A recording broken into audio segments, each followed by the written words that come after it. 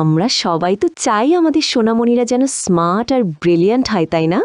ওদের মেধা আর স্মৃতিশক্তি বাড়াতে আমাদের রোজকার ছোট ছোট অভ্যাস আর একটুখানি সচেতনতা কিন্তু ভীষণ ইম্পর্ট্যান্ট। জানো তো, ওদের বুদ্ধির বিকাশের শুরুটা হয় মায়ের গর্ভ থেকেই। গর্ভবতী মায়ের ভালো পুষ্টি আর পর্যাপ্ত অক্সিজেন তখন থেকেই ব্রেন গঠনে সুপার জরুরি। আর জন্ম নেওয়ার পর থেকেই তো ওদের শেখার জার্নিটা শুরু হয়ে যায়। নিউবর্ন বেবিরা দেখবে মুখে কিছু নিয়ে চুষা, হাত মুঠো করা বা হঠাৎ চমকে ওঠার মতো কিছু রিফ্লেক্স অ্যাকশন করে। বাবা মায়েরা এগুলো দেখে চিন্তিত হলেও একদম চিন্তা নেই। এগুলো ওদের স্নায়বিক বিকাশের নর্মাল পার্ট। এই ছোট ছোট বিষয়গুলো খেয়াল রেখো আর ওদের আশ্বস্ত করো, এটা ওদের মানসিক শান্তির জন্য ভীষণ দরকারি।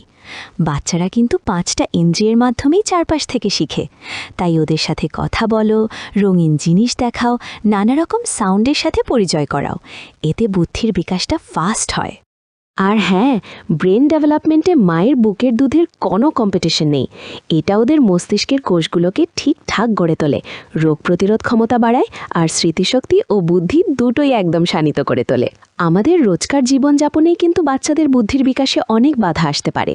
স্মার্ট পেরেন্টস হিসেবে সেই বাধাগুলো খুঁজে বের করো আর ওদের একটা ক্রিয়েটিভ, ভয়হীন পরিবেশে বড় করো। ছোট্ট কোনো অ্যাচিভমেন্টেও ওদের মন খুলে প্রশংসা করো, নতুন কিছু শিখতে এনকারেজ করো।